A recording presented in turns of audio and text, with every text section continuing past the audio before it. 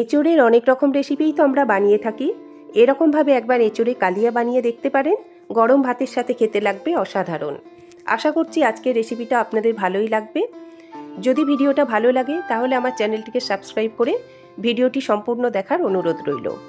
নমস্কার বন্ধুরা, কেমন আছেন সবাই?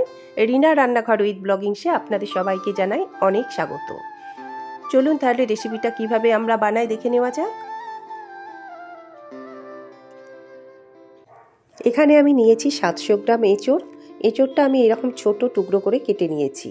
খুব ছোটও না আবার একদম বড়ও না, মিডিয়াম সাইজের টুকরো করে কেটে নিয়েছি। আর একটা আলু আমি এরকম ডুমো করে কেটে নিয়েছি, একটু বড় ডুমো করেই কেটে নিয়েছি। কড়াতে বেশ কিছুটা জল আমি গরম করতে বসিয়েছি। জলটা গরম হয়ে গেলে এর মধ্যে আমি দিয়ে দিলাম কেটে রাখা এঁচোড় আর দিয়ে দেব আলু। কেটে রাখা এঁচোড় আর আলুর টুকরোগুলো দিয়ে দেব। এঁচোড় আর আলুর টুকরোগুলো দিয়ে আমি এটা 5 মিনিট সময় ধরে মিডিয়াম ফ্লেমে সেদ্ধ করে নেব।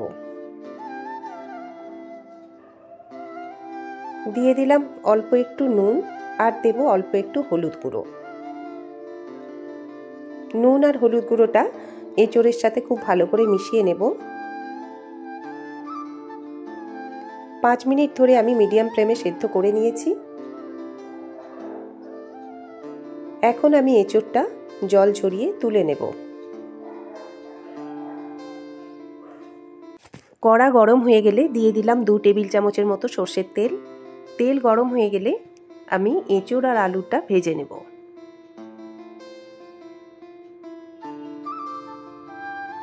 এঁচোড় আর আলুটা আমি দুটো ব্যাচে ভেজে নেব। মিনিট 2 সময় ধরে এঁচোড় আলুটা আমি ভেজে নিলাম। ভাজা হয়ে গেছে, এখন আমি তুলে নেব।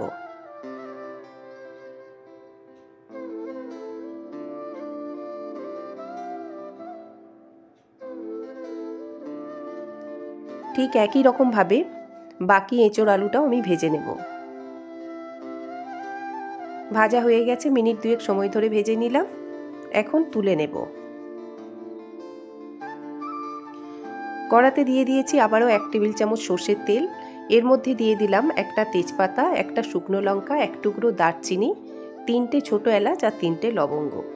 মশলাটা আমি খুব ভালো করে কষিয়ে নেব।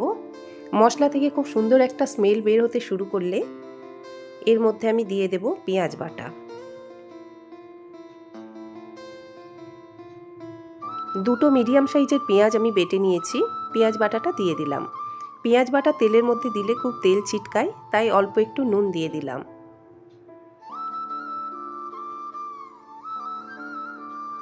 পেঁয়াজটা মিনিট 2 সময় ধরে ভালো করে পেঁয়াজ বাটাটা কষিয়ে নেব। এবার এর মধ্যে দিয়ে দিলাম 1 টেবিল চামচ আদা রসুন বাটা। দিয়ে দিলাম একটা টমেটো বাটা আর দিলাম 2টো চেরা কাঁচা লঙ্কা। এখন সবকিছু খুব ভালো করে কষিয়ে নেব।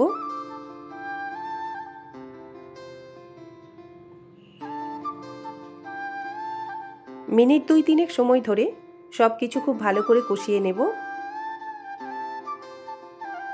খুব ভালো করে কষানো হয়ে গেছে। এখন দিয়ে দিলাম একটু হলুদ গুঁড়ো, লঙ্কার গুঁড়ো, জিরে গুঁড়ো,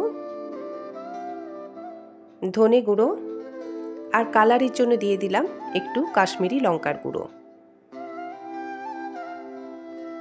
অল্প একটু জল দিলাম। অল্প একটু জল দিয়ে মশলাটা খুব ভালো করে কষিয়ে নেব।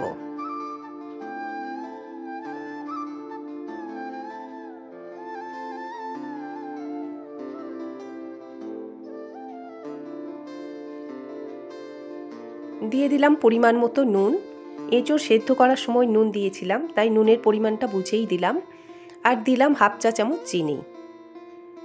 সব কিছু খুব ভালো করে কষিয়ে নেব। খুব ভালো করে কষানো হয়ে গেছে, তেল ভেসে উঠেছে। এখন এর মধ্যে দিয়ে দিলাম ভেজে রাখা এঁচোড় আর আলু। এঁচোড় আর আলুটা দিয়ে মশলার সাথে খুব ভালো করে কষিয়ে নেব।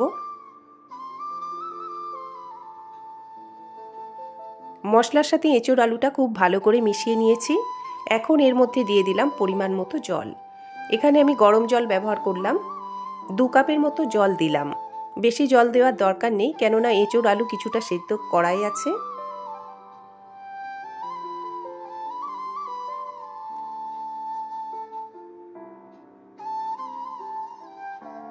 এখন কড়াটা ঢাকা দিয়ে 7-8 মিনিটের মতো রান্নাটা আমি করে নেব। মিনিট 8 পরে ফিরে এলাম।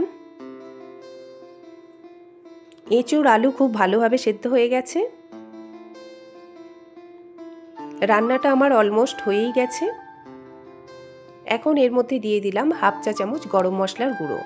গরম মশলার গুঁড়োটা দিয়ে ভালো করে মিশিয়ে নিলেই আমার রান্না কিন্তু একদম সার্ভ করার জন্য রেডি। তাহলে বন্ধুরা, কেমন লাগলো আমার আজকের রেসিপিটা অবশ্যই আমাকে কমেন্টস করে জানাবেন। যদি ভিডিওটা ভালো লাগে তাহলে একটা লাইক করে দেবেন, আর আমার চ্যানেলটিকে সাবস্ক্রাইব করে পাশে থাকা বেল আইকনটি অবশ্যই প্রেস করবেন নতুন কোনো ভিডিওর নোটিফিকেশান পাওয়ার জন্য। সকলে ভালো থাকবেন, সুস্থ থাকবেন। দেখা হবে আবার নতুন কোনো ভিডিওতে। ধন্যবাদ।